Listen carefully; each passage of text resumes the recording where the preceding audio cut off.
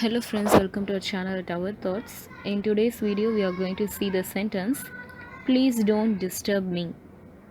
இது தமிழில் என்ன மீனிங் பார்த்தோம்னா, தயவு செய்து என்னை தொந்தரவு செய்ய வேண்டாம்.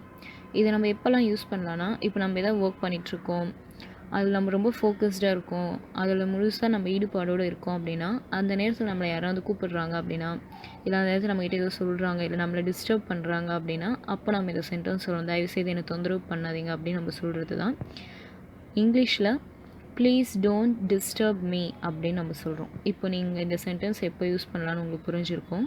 Now you must have understood when to use the sentence. இப்போ இதை நீங்கள் என் கூட சேர்ந்து ரிப்பீட் பண்ணுங்கள்.